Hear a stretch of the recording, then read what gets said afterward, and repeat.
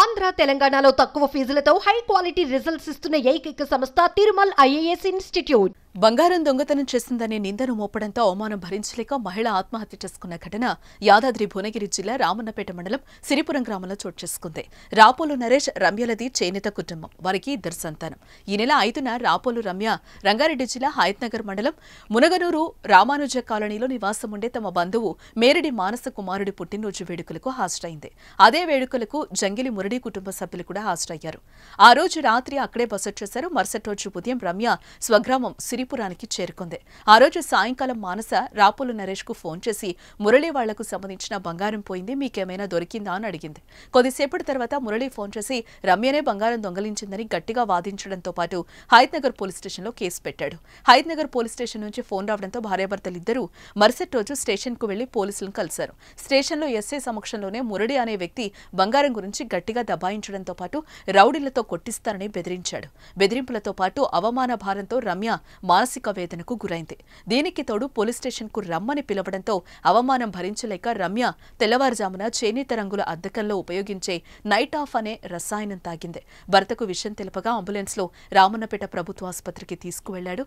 అక్కడ చికిత్స పొందుతూ రమ్య మృతి చెందింది. ఆదివారం నాడు ఫంక్షన్ అయింది. సోమవారం నాడు వాళ్ళు గోల్డ్ పోయిందని ఫోన్ చేసిరు మాకు. వాళ్ళు కేసు పెట్టిరు. సోమవారం నాడు కేసు పెట్టగానే మంగళవారం నాడు మమ్మల్ని రమ్మనంటే మేము పోయినాము. మంగళవారం నాడు మాకు ఎస్ఐ ఫోన్ చేసిండు. బుధవారం నాడు నిన్న మేము పోయినాము. బుధవారం నాడు నిన్న పోతే ఏమైందంటే ఏఎస్ఐ గారు డీల్ చేసిరు. ఎస్ఐ సార్ వచ్చినాకనే అవుతుందని అన్నాడు. ఆ ఎస్ఐ ఏం మాట్లాడలేదు. ఏకపక్షంగా మొత్తం వీళ్ళని తీసినవా ఇయ్యి అని చెప్పి ఇబ్బంది పెట్టి మళ్ళా తర్వాత ఇలా కొట్టిండు. వాడు ఏం మాట్లాడిండో ఆ పోలీసు వానికి ఏమి ఇచ్చిండో ఎస్ఐకి, ఆ ఎస్ఐ మాట్లాడు మొత్తం ఏకపక్షంగా మాట్లాడిండు. తీసినవా తీసే ఇయ్యి నీకు పైసలు ఇప్పిస్తా ఇంకా ఎదురు నేను అని చెప్పి మానసికంగా డిప్రెషన్ కు గురి చేసిండు. ఆడు వాని టార్చర్, ఆ ఎస్ఐ కానీ టార్చర్ పక్క కేసు పెట్టిన ఇది తీసుకోలేక నాకు పిల్లం పొద్దుగా సూసైడ్ చేసుకుంది. అమ్మా నా పిల్లలకి దిక్కోరు.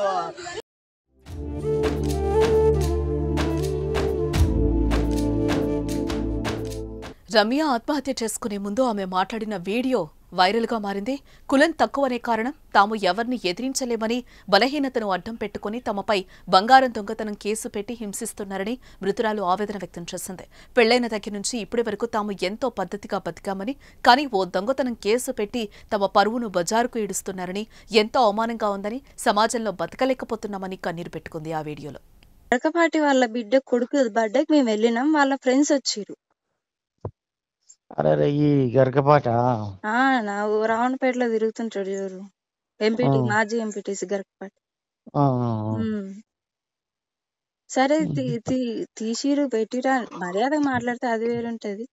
ఎట్లా పడితే అట్లా మాట్లాడుతుండు. మొన్న నైట్ ఫోన్ చేసి ఇన్నేళ్ళ నుంచి బయట పడలేదు. నిన్న స్టేషన్ నుంచి రాగానే ఇంటి దగ్గరకు వచ్చి అడుగుడు, వాళ్ళొచ్చుడు వీళ్ళొచ్చుడు, ఏమైంది ఏం కథ. ఊర్లో ఎవరికి తెలియదన్నా, నేను ఎట్లుంటానో కూడా తెలియదు. గట్టిన ఎప్పుడన్నా పోయినా కూడా ఎవరమ్మా నువ్వు అని అడుగుతారు తప్పించి ఏది తెలియదు. గిట్లా బయటకేస్తే ఏందన్నట్టు. ఇప్పుడు నేను ఇవాళ చచ్చిపోతా, వాని మీదనే కేసు వేస్తా అన్న నేను. ఇప్పుడు ఉట్టి చచ్చిపోయినా కూడా సరే దొంగతనం చేసింది చచ్చిపోయిందని నన్ను అంటారు. ఏదో ఒకటి ప్రూఫ్ ఉండాలి కదా, అంతే మరి. ఇప్పుడు అందుకనే మీకు ఇట్లా ఫోన్ చేస్తే వాళ్ళంటే అది ఫోన్ ట్రాప్ చేస్తారంటే చెయ్యమనే చెప్పిన. కనీసం ఏదన్నా ఉంటదని చెప్పేసి అంతే కదన్నా. ఉన్నాడు, ఎందుకు లేడులే గాని ఆయన ఇప్పటిదాకా నా కోసమే మేల్కొని ఎట్లా అనిపిస్తుందన్నా. పెళ్లి చేసుకుని 12 ఏళ్ళు లేదు నాకు. ఎవరి దగ్గర ఒక మాట పడలేదు. కనీసం ఆయన కూడా ఒక్కరితో ఒక మాట పడ్డది లేదు. ఎవరో వచ్చి బట్ టార్గెట్ చేసిండేగా. ఇప్పుడు అమ్మాయి కూడా ఎంతసేపు ఏమంటుందంటే మా అమ్మ వాళ్ళు, మా అత్తమ్మ, మా ఫ్రెండ్స్, నేను ఒక్కదాన్నే అన్న బయట అమ్మాయిని అట్లా. నేను చేస్తే మాత్రం వాని మీద కేసు వేయరాల. ఇది ఒక్కటి తీసుకొని పిఎస్లో ఇచ్చేసి అంతే. పిఎస్లో ఇచ్చేసి ఇగో చూడండి కులం తక్కువ అని ఏదో చేస్తారు. ఆడదాకా తీసుకోబోతురు. అటువంటిది ఏది జరగదు. వాడేం నువ్వు లేదు మాట్లాడతావు. కాదన్న, వాడు ఒక్కటే మా ఊర్లోకి వచ్చి గుళ్ళో మొత్తం తడిబట్టతోటి దీపం ఆర్పాలి, మా ఆయన కాలు మొక్కాలి, గంతే. వాళ్ళేం మేము ఆస్తి అడుగుతలేము, మేము అడుగుతలేము, గంతే. నాకు ఎట్లా అనిపిస్తుంది అన్న, అసలు నరేష్కి నాకు ఉండే బుద్ధి కూడా అయితే లేదు. నేను మాట్లాడతా. నాకు నిన్న మొన్ననే కదా జరిగింది, ఆదివారం అంటున్నారు కదా. అదే మొన్ననే కానీ ఎట్లయినా అన్న ఒక మాట వస్తే ఎంత బాధ అనిపిస్తుంది నాకు. అదే ఇక 10 మందిలో మనం మన గప్చుప్పుగా మన ప్రమాణం చేసుకుంటూ మనంతలో మనం ఉంటున్నప్పుడు ఇటువంటి వచ్చినప్పుడు ఎవరికి అనిపిస్తుంది నేను అనిపిస్తుంది. ఒకసారి మాట్లాడమా? హలో వాళ్ళకి వద్దనా, ఇది ఒకటి నువ్వు పోలీసులకి వాడినైతే 30 తిప్పలు పెట్టాలి. ఒకసారి మాట్లాడిపి అంటున్నా. నేను చేయబట్టి మా ఆయన సఫర్ అవుతుండు. వద్దు నాన్న, మాట్లాడతావు వద్దు, చేసుకోవద్దు. అరే ఇది చాలా చిన్న విషయం నాన్న, అట్లా నువ్వు ఏం చేసుకోవద్దు, తప్పు అది. అట్లా మాట్లాడతావు, మేము అందరం ఉన్నాం కదా. అది ఆయనకు దొరికినా ఏం లేదు, ఇంకెవరికన్నా దొరికినా ఏం లేదు, నా పేరు బదలమైనా ఏం లేదు, ఉండబుద్ధి అయితే లేదన్నా. అట్లా అనుకోకు, ఒకసారి మాట్లాడదాము. ఒకసారి ఇండస్ట్రీ మాట్లాడిపి. ఎందుకు నీకు చెప్పాలనిపించింది మొన్న. సరే నాన్న, మేము మాట్లాడతాము, మేము అందరం ఉన్నాం, మాట్లాడతాము. అట్లా చేసుకోవద్దు నాన్న, అసలు బాధపడచ్చు, మాట్లాడతాం రా, ఇది పెద్ద విషయం కాదు. ఎందుకు? సరే మీరు పోయినారు, అక్కడ ఉన్నారు, దానివల్ల అట్లా కాదు ఉన్నవాళ్ళు అందరు మీద వేస్తే అది వేరు, ఒకదాన్ని వేస్తే ఎట్లుంటదన్నా. మాట్లాడతాం చెల్లి, మాట్లాడతాం రా. నేనే పడతాను ఆట వల్ల ఎవరితో ఎందుకు కనీసం మా ఆయన కూడా నన్ను ఒక్క మాట అన్నాడు, అస్సలే అన్నాడు. ఏదన్నా కూడా అట్లా ఏమంటే బాధపడతాడు, అట్లా ఆయన ఇజ్జత్ని తీస్తే నాకు ఎంత బాధ అనిపిస్తుంది.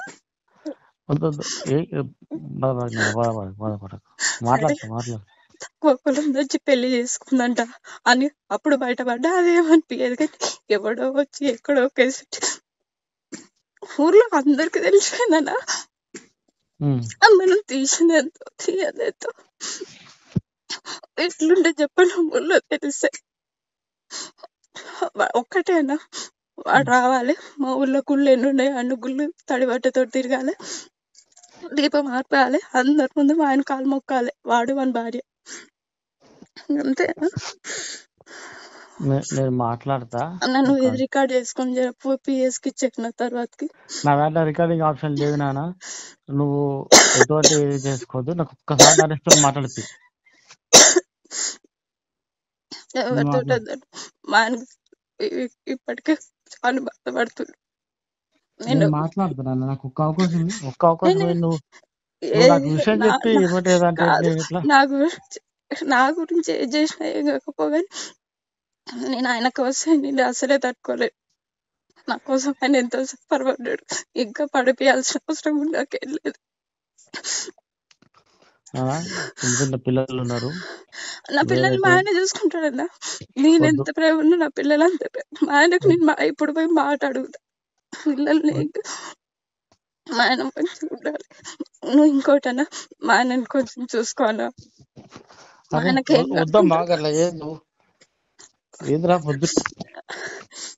మా ఆయన అసలు ఏది కాకుండా చూసుకోవాలని మా తమ్మ వాళ్ళకు కూడా చెప్పురా, అప్పుడప్పుడు చూసుకోవాలి